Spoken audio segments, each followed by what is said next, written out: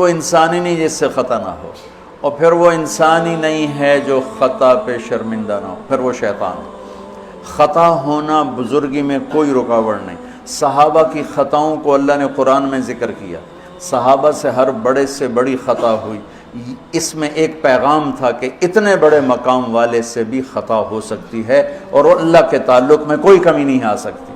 توبہ۔ ماعز اسلمی کو پتھر پڑ رہے تھے جب وہ حد لگ رہی تھی، تو دو آدمی آپس میں باتیں کر رہے تھے، دیکھو اچھا بھلا اس پر پردہ ڈال دیا تھا اللہ کے نبی نے، یہ خود ہی اپنے آپ کو ذلیل کر کے آ گیا۔ تو جب وہ ان کا انتقال ہو گیا اور وہاں سے واپس ہوئے تو راستے میں ایک گدھا مرا پڑا تھا، تو آپ نے کہا ان دو آدمیوں کو بلاؤ، وہ دونوں آ گئے۔ آپ نے فرمایا اس کا بیٹھ کے گوشت کھاؤ۔ یا رسول اللہ، یہ آپ کیا فرما رہے ہیں؟ ناپاک، حرام، مردار۔ کہ ابھی جو تم نے ماعز کا گوشت کھایا اس سے زیادہ ناپاک تم نے کھایا۔ کہ تم اس کی غیبت کر رہے، اور میں محمد مصطفیٰ اللہ کی قسم کھا کے کہتا ہوں میں اسے دیکھ رہا ہوں جنت کی نہروں میں نہاتا پھر رہا ہوں۔ گناہ ہونا انسانی اللہ اور بندے کے تعلق میں رکاوٹ تب بنتا ہے جب اصرار ہو، کرتا ہی جائے کرتا ہی جائے۔ اس لیے کبھی کسی کے گناہ پر اس کو حقیر نہ سمجھو۔ ہاتھ جوڑتا ہوں، کسی کو حقیر، کسی سے نفرت نہ، اپنی نیکی کے تکبر سے بچو۔ اللہ کی قسم، نیکی کا تکبر پیسے کے تکبر سے بھی زیادہ خوفناک ہے۔ ہم ایسے، ہم ایسے، تم ایسے، تم ایسے۔ اور امرأہ غامدیہ رضی اللہ تعالیٰ عنہا سے برائی ہو گئی، حاملہ ہو گئیں، اور ان پر قربان جائیں۔ سبحان اللہ کے نبی کے پاس آئیں، میں ماعز کی طرح نہیں ہوں کہ آپ کہیں جا تو نے کوئی نہیں کیا، میں حاملہ ہوں زنا سے، مجھے پاک کریں۔ تو آپ نے فرمایا، آپ نے اس کو ٹالنے کے لیے کہ جا پہلے بچہ پیدا کر پھر اس کے بعد دیکھا جائے گا، کہ 9 مہینے گزریں گے آپ ہی بھول جائے گی۔ وہ 9 مہینے بعد پھر آ گئی کہ مجھ سے گناہ ہوا ہے، یہ میرا بچہ پیدا ہو گیا ہے، اب مجھے پاک کریں۔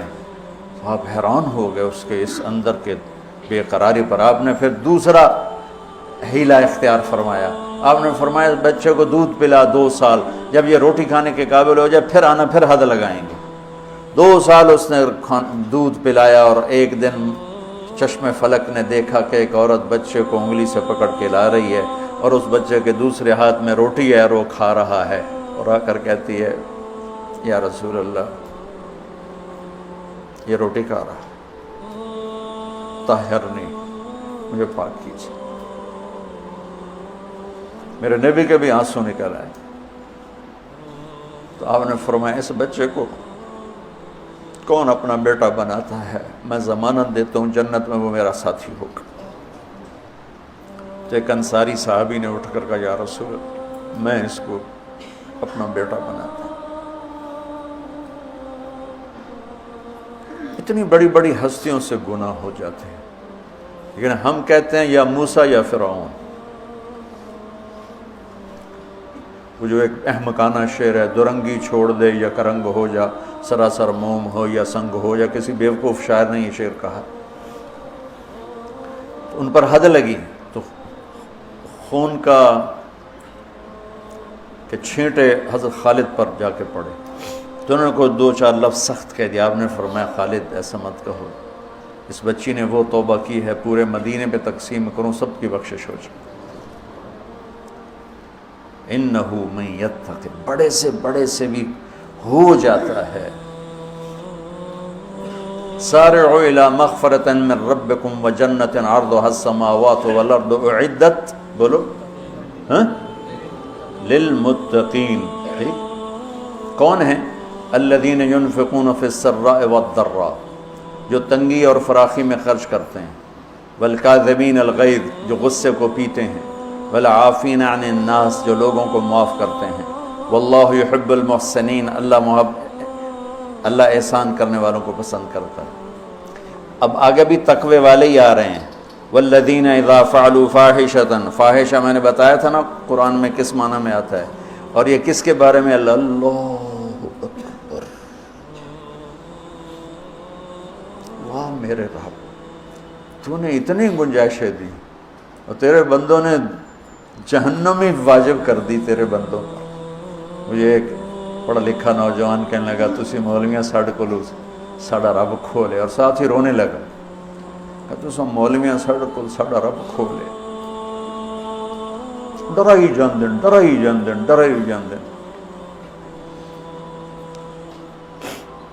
والذین اذا فعلوا فاحشۃ، یہ بھی تقوی والے ہیں، او ظلموا انفسهم، یہ بھی تقوی والے ہیں، ذکروا اللہ فاستغفروا لذنوبہم ومن یغفر الذنوب الا اللہ ولم یصروا علی ما فعلوا۔ یہاں آ کے جدا ہو گیا، متقی اور فاسق جدا ہو گیا کہ متقی بھی یہ سارے گناہ کر سکتا ہے لیکن وہ چھوڑ دیتا ہے، اصرار نہیں کرتا، روتا ہے، معافی مانگتا ہے، اور جو بدماش ہوتا ہے وہ کرتا جاتا ہے، وہ کہتا ہے ویکھی جائے گی ویکھی جائے گی۔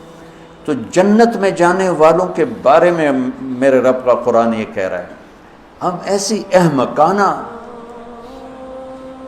سوچ کے مالک ہیں کہ نیک آدمی تو بن جائے معصوم پاک نبیوں کی طرح، اور جو نافرمان ہے وہ فرعون بن جائے، وہ کیوں نیکی کرتا ہے۔ میرا کالج کا ساتھی تھا احمد مصطفیٰ، 96 میں فوت ہو گیا۔ اس کا چلہ لگا تو سارے عیب چھوٹ گئے، صرف شراب رہ گئی تھی، تو وہ نشے میں اس کے دوستوں نے اس کو گھر کے دروازے کے سامنے اتارا تو وہ دروازے پر ہی گر کے پڑا ہوا تھا۔ تو پولیس کی گزری وین تو انہوں نے اٹھا کے ڈالا اور چوکی لے گئے۔ صبح اس کی آنکھ کھلی تو روشنی ہو رہی تھی، تو اس نے سپاہی بھی جانتے تھے، اچھا بڑے آدمی کا بیٹا تھا، خود بھی کافی مشہور تھا، تو اس نے کہا یار جلدی جلدی مصلی لوٹا لاؤ، میں نے نماز پڑھنی۔ تو کہنے لگا راتی کی کر دے رہے ہو؟ تو کہنے لگا اسے واسطے تو نماز پڑھن لگا کہ منہ کالا کیتا ہے دھو بھی لواں۔ اور ہمارا کیا تصور ہے، تیری روٹی حرام، تجھے نمازوں کا کیا فائدہ، تو داڑھی منڈاتا ہے، تیرا کیا دین ہے، تیری شکل ہی کافروں جیسی ہے، تیرا کیا دین ہے۔ ہمارے دیندار طبقے نے بے دینی کو پروموٹ کیا نفرت کر کے۔ دین تو سراپا محبت سر